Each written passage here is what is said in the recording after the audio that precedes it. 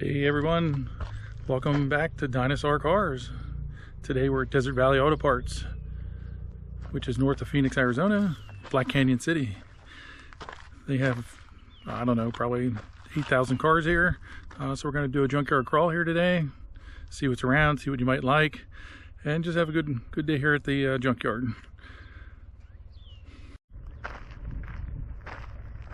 Desert Valley Auto Parts, they used to be in Phoenix.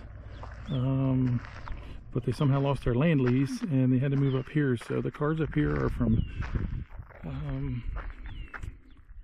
think they're from 1965 and newer up to about the late 80s. And then Phoenix, there is a small yard in Phoenix that they have the newer stuff. But then there's a yard that I'd been to, but I didn't film it there. That is in Casa Grande, Arizona, and they have the cars that are 1964 on back. So we'll walk around and see some interesting stuff. Hopefully you enjoy it. Pintos, Mavericks. I'm from the East Coast, so I'm used to cars rusting out. After about 5 or 6 years, they start to get rusty. It's just unbelievable the condition of the frames and the bodies of these cars.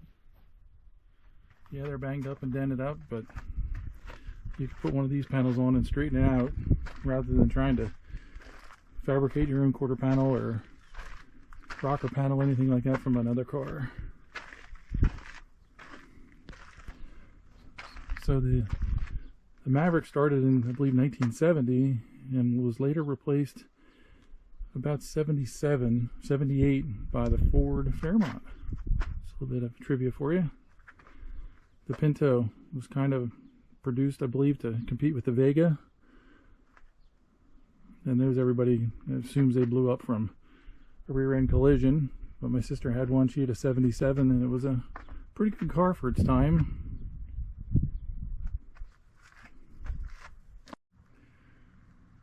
Big Buick Electra here. I always like the big full-sized GM cars. I'm not much of a convertible guy unless it's a Cobra or a Corvette, but this was something in its day.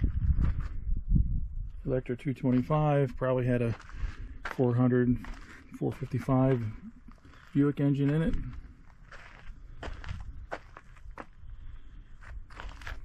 The sun out here just eats everything up, but it does leave the metal in good condition.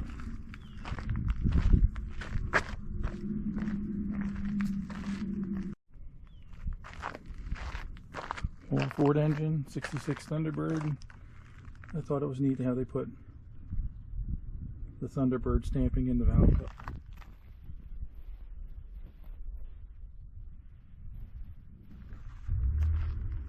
It is rattlesnake season here, which goes from about the middle of March through October. So I'm going to watch where I step, and I'm not reaching into anything. So here's the Cougar and Mustang area, which we'll go through there a little bit.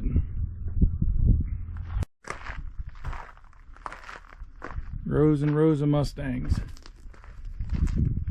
Here's a 66. Somebody needed that piece of metal out of it.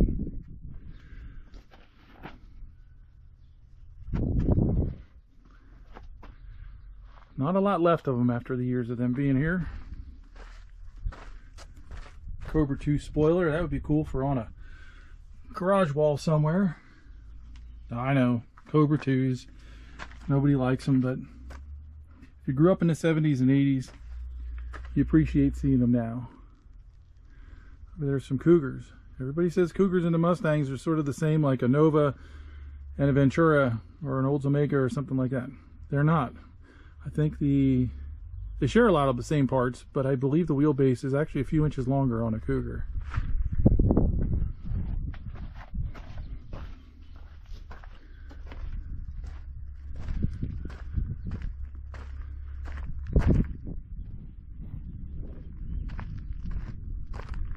I always have liked two-door sedans for some reason. Looks like a 66 Ford two-door sedan. Probably a lot more rare than the two-door hardtop.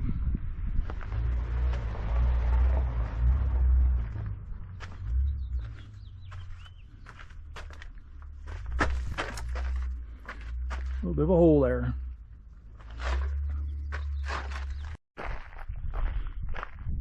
Looks like this 68 Ford here was somebody's baby at one time. It took the hassle of taping off the firewall and painting it black. Looks like they cleaned up the frame and everything, so maybe it was a restoration project that stalled out and ended up here. It's kind of sad. Pretty much every car, no matter what it is, whether it's a classic or a everyday car, eventually will all end up here in a junkyard. You're just a caretaker of it right now. You're doing your best to steer it out of these places. All the beautiful trim and emblems and character these cars had in the 60s, 70s, and even before. And then the 80s came and they became all corporate, sharing the same engines, transmissions, drive lines, pretty much the same shapes.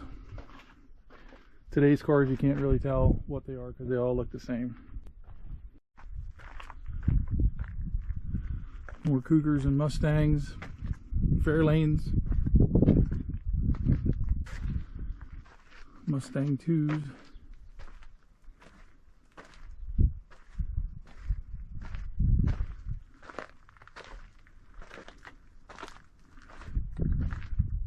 Rack of taillights you can pick through, wing windows.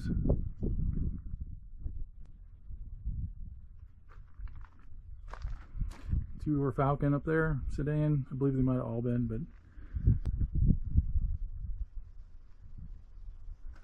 the Maverick replaced the Falcon. I know I talked about Mavericks a little earlier being replaced by the Fairmont. Well, the Maverick replaced the Falcon. I thought Mavericks were good-looking cars before they got the 5-mile-an-hour bumpers. Moving into Cadillac heaven.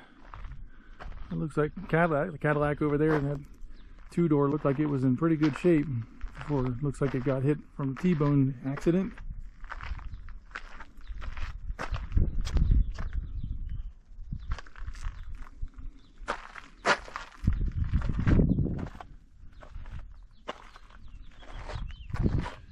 That one was either flooded or had a critter making a nest.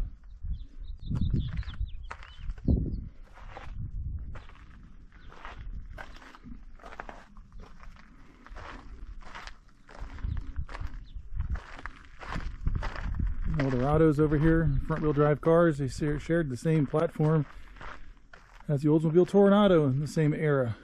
Different engines, of course. Cadillac made their own brand of engine, and then so did Oldsmobile.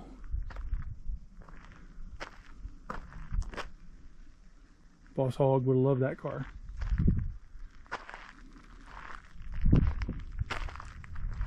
Early version here of the Eldorado. I used one that was like a 75 in a demolition derby, a 500 engine in it. It did really well. The guys kept trying to hit me in the front to knock out the CV joint to try to knock out one of the drive wheels, but it ran really well. Did pretty well for me. Chrome valve covers on this, likely from the factory.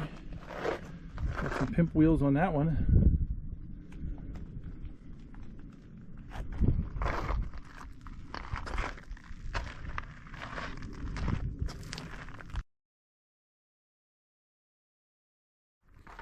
Rows and rows of these Camaros to pick from here. Z28 wheels on it. Holley carburetor. Chrome valve covers. So they got the early 1980 Speed Shop dress-up kit on here. Edelbrock carb. Looks like a dual plane Edelbrock manifold. Adapter plate. 600 Holley.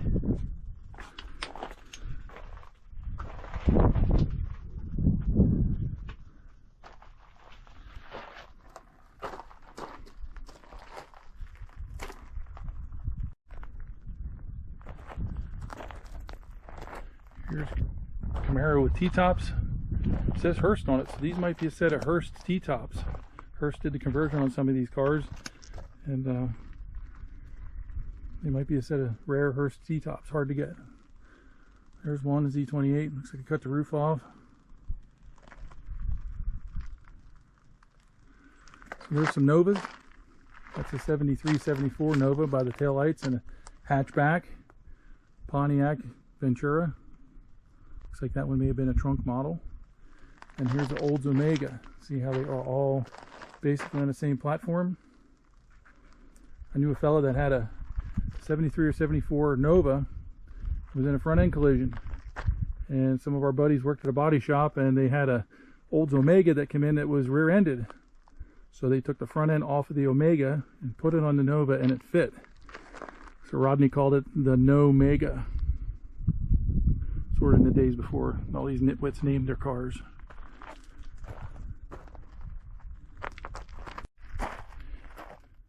'7304 Nova Super Sport. You can tell that Super Sport badges on the trunk. Had the vinyl stripes on the side. I'm not gonna get too close to this one. There's critters around this one, so subframe's gone.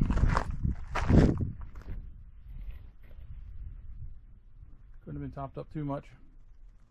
Looks like it still was running manifolds. Looks like it was a 73. Buick's version of the Nova was called the Apollo. This is a 79. I always like these cars in the two doors. I believe that orange one back there is one. There's several here. Old set of Kragers on that one. They might be able to be saved, but they look pretty rough. Buick Apollo.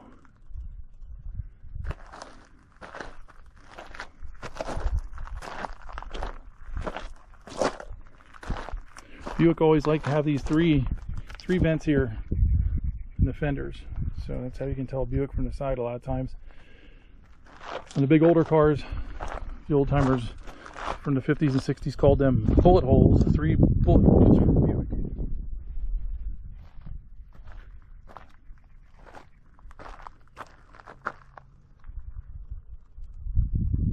'66 Thunderbird, somebody hooped it out.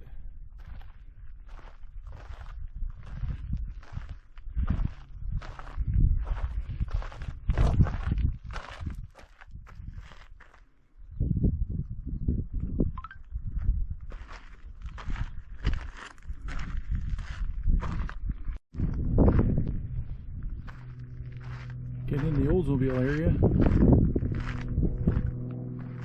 These are just all big old cars. I don't see any Cutlass or anything like that that anybody likes, but big old 2 doors and 4 doors here. Electra. Cars had such style and class and neat names back then. Electra 225. The Sabre 400.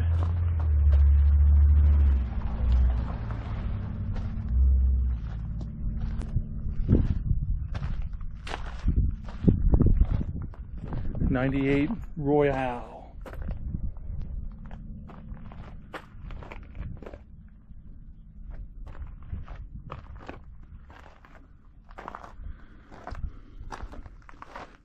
Buicks, I believe they were the only GM cars that were really popular for having aluminum brake drums on a lot of their cars from the factory without much of a special order. Some guys would take those off and put them on the big Impalas for some weight savings. Buick Wildcat.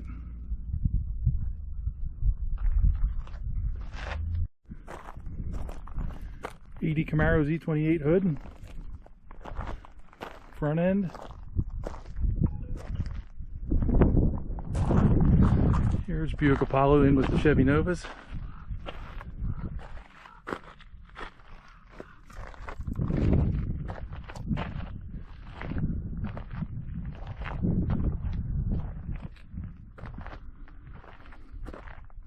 So '68 was the only year of this style Nova that was still called the Chevy 2. See if we can maybe find one. They put Chevy 2 in the trunk lid from '69 and later. I believe the Nova shared the front subframe with the Camaro. 10-bolt rears were stock from the factory unless it was Super Sport. You get a 12-bolt. I believe that yellow one there will either be a Ventura or an Oldsmobile. Oldsmobile with those holes in the back like that for the taillights. Again, I'd like to get closer and show you all more, but I don't want to get bit by any of our nasty snake friends.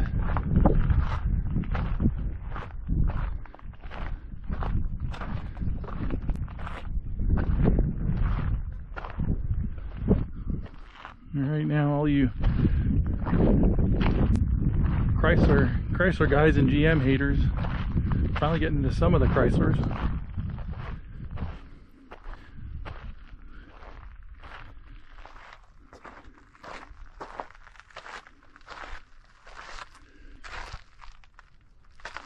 1971 Newport. Look at the quarter panel on that. That thing is just rust free. That trunk was probably so nice inside. Probably spent all its life out here. Perfect candidate for demo derby now. Making some of the purists cringe. 78 Charger. Cordoba.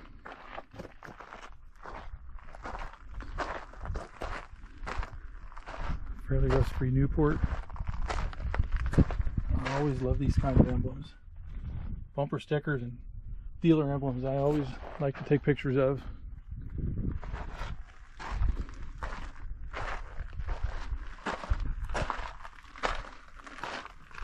Chrysler Imperial. With those letters, somebody somewhere probably needs those.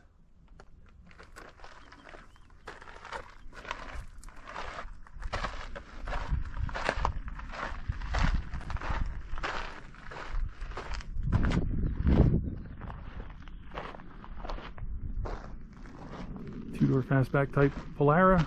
Not sure of the year in this one. There's its four-door counterpart.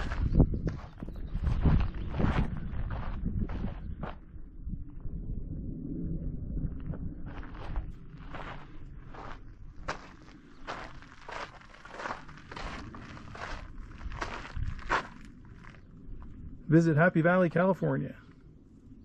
America's champagne climate. 69 Imperial, hideaway headlights. Again, someone out there probably needs this front end. They don't know it's here. It says not for parts, so it's probably a whole car for sale whole. Call Brian at Desert Valley Auto Parts if you need it. Looks like somebody decided they wanted to paint this one with a brush. If you're out in the area here and want to visit, Brian, the yard manager, lets you walk around. It doesn't cost you anything. They don't let you take any parts off yourself. You got to get a yard dog to do it. But they let you come out here and roam around. Dodge Polara. No parts per Jason. Always like the back ends of these.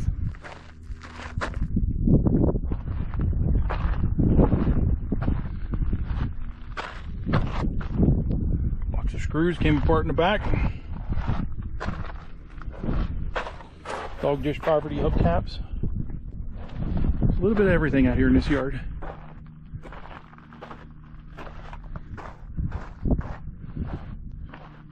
Bunch of big two doors here. Chrysler 300.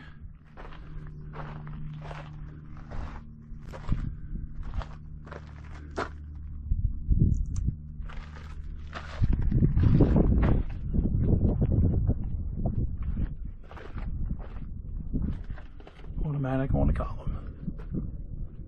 Good place to come here for license plates. They got boxes and boxes of license plates. Plus a lot of cars have them on them.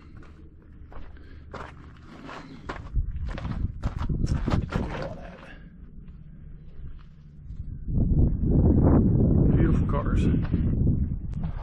Not the most stylish in a world of Camaros, Novas, Chevelles, Mustangs, GTOs, but wow, they got to this side though. But again, it got to live on somewhere else.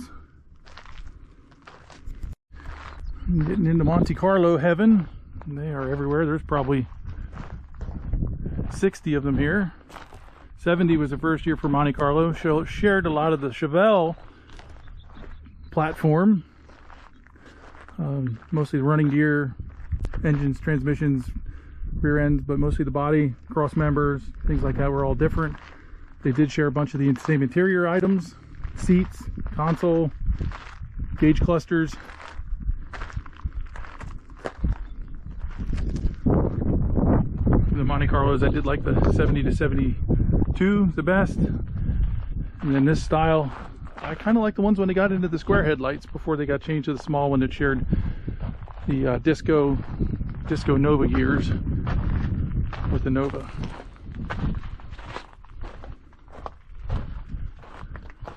Looks like we're getting into full-size B-body Chevys.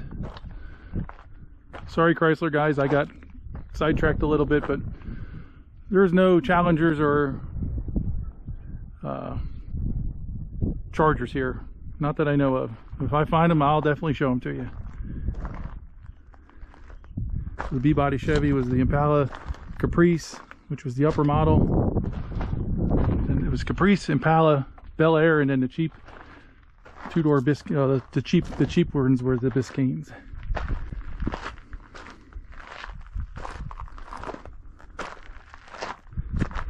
So one thing about Desert Valley, well, right here, that's probably a Biscayne or Bel Air, because only two taillights, 1968.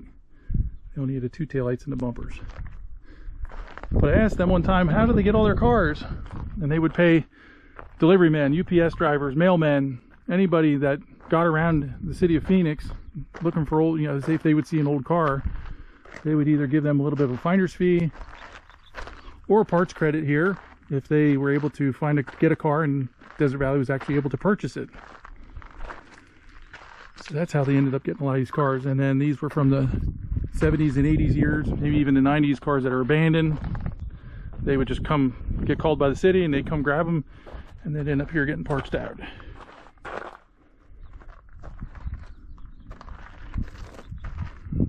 '65 Impala up there, 12 bolt open. So that had a good rear in it. 12 bolt rear, 12 bolt in that two-door there. Gone, of course. El Camino, 73 on up was this style. When we went to this style, Chevelle, it's called the Colonnade body style. Chevelle, I should say Chevy, Pontiac, Buick, Oldsmobile, they all shared that body. Chevy Sprint, this is the El Camino, this fancy version of the El Camino. These are kind of rare. I don't see a lot of these out, especially in this body style, but if you see one in this body style, it's normally an El Camino. Chevy Sprint.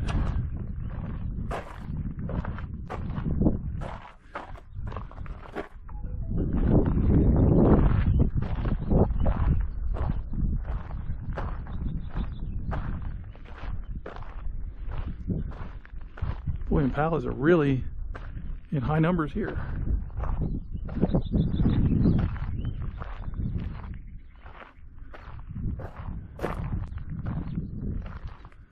So one thing about Malibu wagon and El Camino,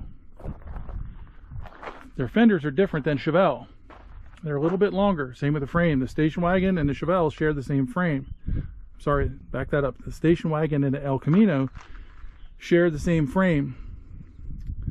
But Chevelle 4-door and 2-door, they would share the same front end and frame and things like that. But El Camino station wagon shares the same front ends, hood, and frame. So don't go and buy one from an El Camino and think you're going to put it on your Chevelle. Won't fit. Well, this is the other side of the big B-body row. Bunch of 68, 69, 70 Impalas in here, and the newer ones 72 on up. Back over here, the other side, the other row of the big Chryslers.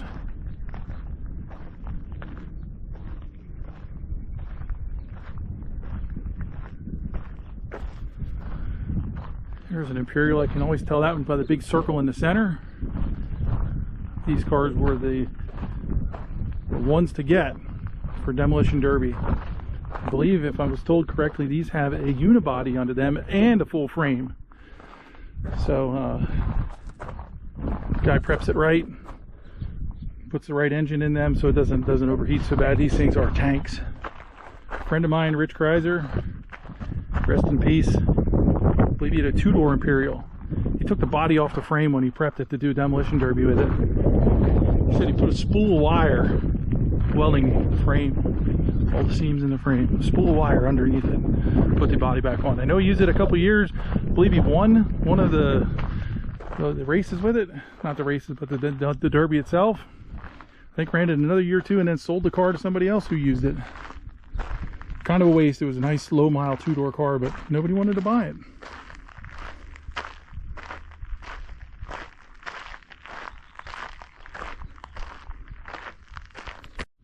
'72 Chevelle wagon. This did share the same front end with the Chevelle as far as the front nose, you know, grill, bumper, things like that. But again, like I said, with those 73 on up, those two with the El Camino, they share the same frame, and fenders are the same on El Camino as station wagon. 68, 69 Chevelle over there, picked apart. El Camino here, it looks like somebody was going crazy on the underside here, and then the project lost interest in it.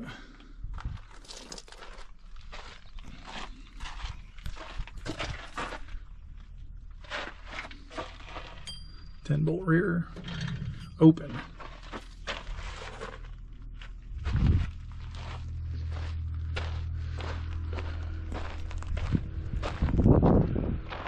Another GMC Sprint here.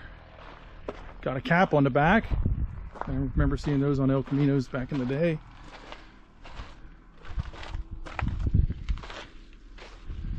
Getting into the big Pontiacs, the Grand Prix.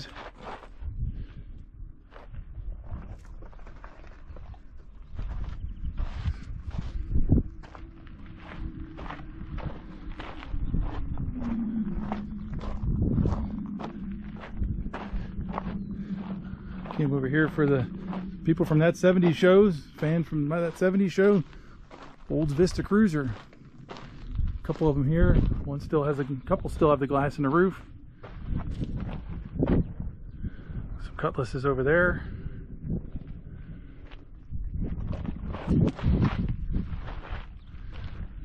T-top car with a T-top conversion.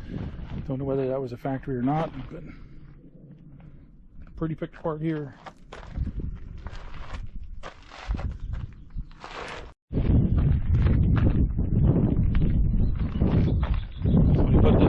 Induction hood edition on this one before Cal hoods were really available. Well, they were available, but they were too cheap to get one for a Chevelle. They just put one on and added a little bit of Bondo. Looks like everything was a bit thick in this car.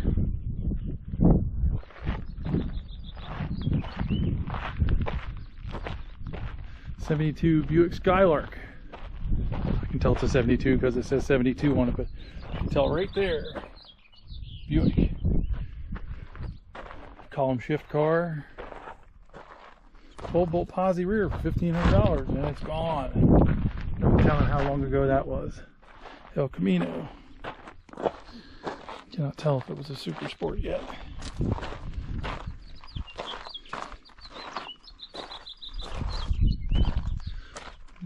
Looks like it was 4-speed, and was a 4-speed and a floor shift, of course.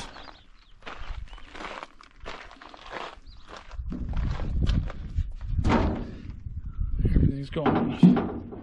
71. 72 had a full lens here. 72 had the full lens, and 71 had this chrome separation. Only real difference you can do to tell between a 71 and a 72 Chevelle. Oh, nice 68 Chevelle Post, two-door Post cars. I always like these because you always see the Chevelle two-door sedan, or two-door hardtop. Excuse me. Someone did the blackout treatment to the firewall in this, so this is probably somebody's pride and joy Boulevard Cruiser. Looks like it was column shift car all its life. Two-door Post.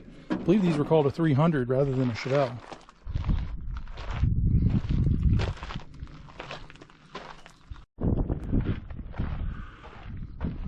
More Buicks back here. Again, you need any parts, Desert Valley will pull them off for you, give you a price, pull them off, and ship them.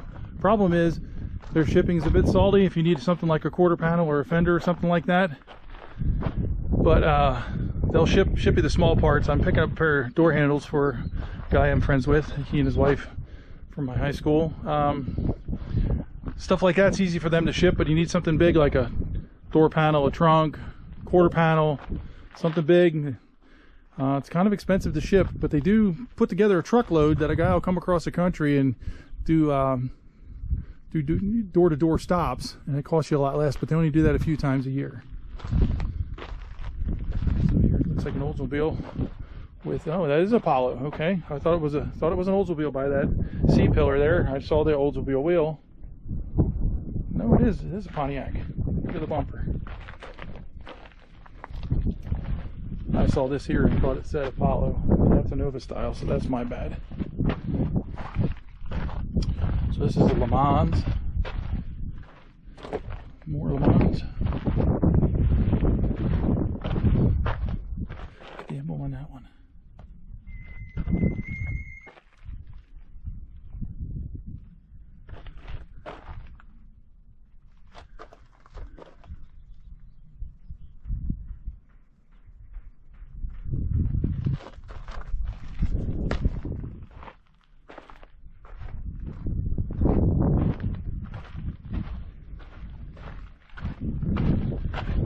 So Buick also shared the windows in the roof like the Vista Cruiser. So it was just Oldsmobile and Buick did it. I believe Pontiac did as well. Just Chevy did not do the windows in the roof on the like the Vista Cruisers had.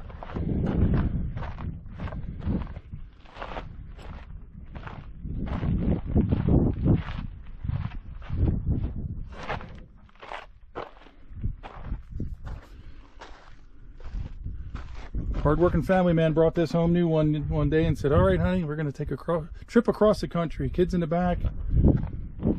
The stories this car could tell. Been to the Grand Canyon, Carlsbad Caverns.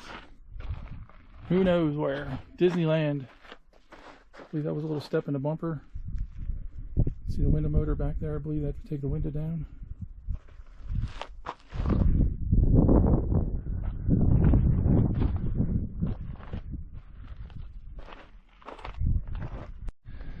This one you might have seen earlier and probably thought, go back, go back. Well, we came back. This one apparently got toasty. Nothing really left and usable about this car.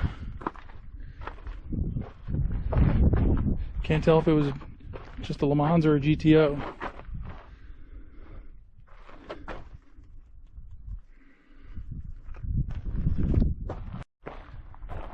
Come here, some of these Skylarks. Go check out Marty over at Useful Entertainment. He's got a couple episodes where he revived his dad's old, I think it was a '69 Skylark.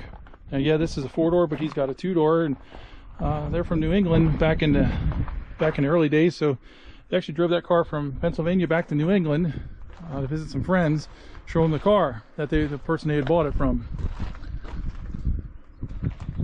So check out Useful Entertainment. And then his buddy, Riley Phillips, he has Riley's Junkyard and Petting Zoo. So check out those channels sometime. There's some fun stuff on there. They do some junkyard crawls too and parts removal.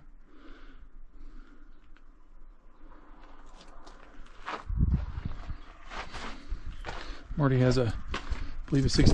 Oh, holy heck, there's something in there.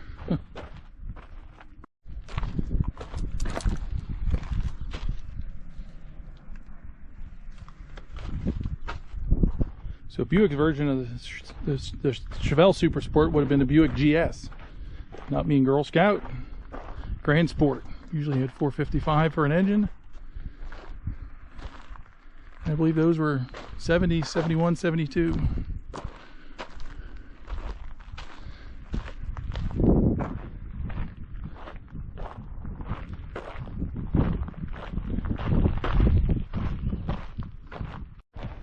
Alright, check out the hood on this.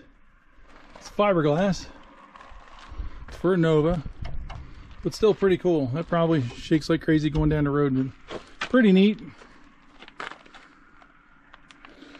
Nova hood, cowl induction hood. I don't know what that's doing here, in case you gotta go to the bathroom out here in the junkyard. Don't forget to flush. I like to open the lid, but I'm sure somebody's blessed it, as my dad would say. Look at the paint on that. Sparkle, sparkles. Vinyl top, guys. Take care of your roofs. They tend to rust out with them below there.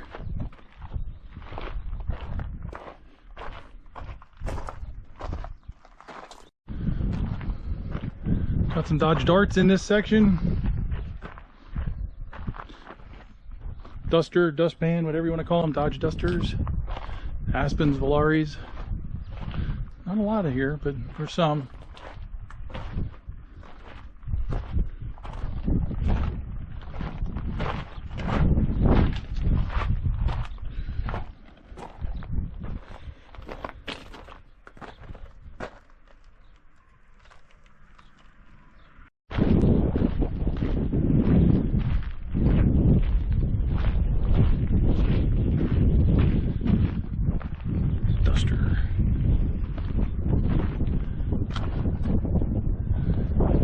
Freiberger, him and Dulcich, they redid his Duster, painted it white, put black stripes on it, the Duster emblems. Looks like a pretty solid car. I thought that was a pretty neat emblem there.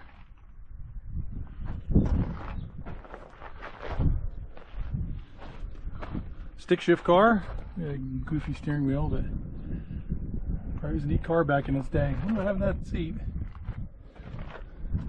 Made her own version of a recliner. All right. Roadrunner, guys, here you go.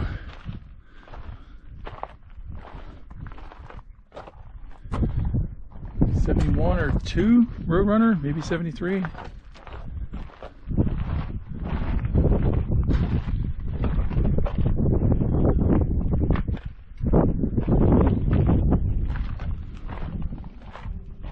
Automatic car.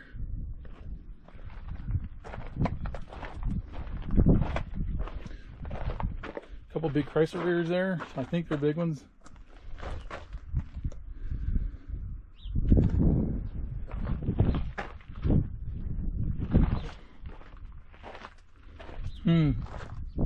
Interesting. That's about as thick as a nickel.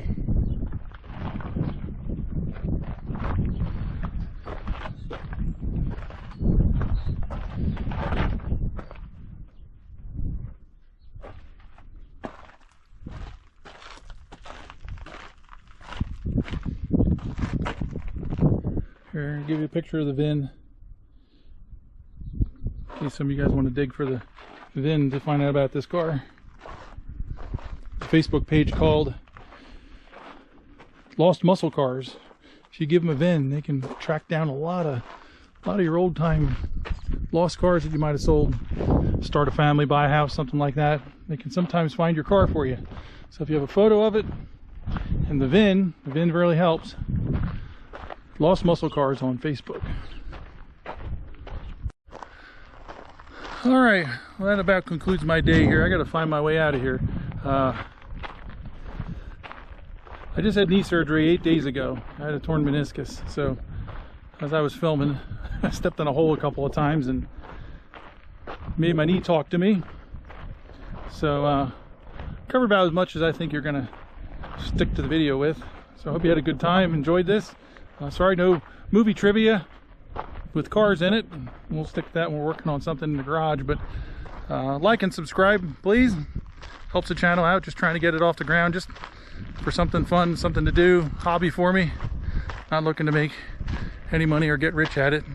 Just for something to do. And as long as everyone keeps liking it and enjoying them, I'll keep doing them. So don't be afraid to drop a comment down below. And we get a little discussion going. If you have questions about it, about the junkyard of the video, please let me know. Bye for now. Get out there and work on something. Save a car.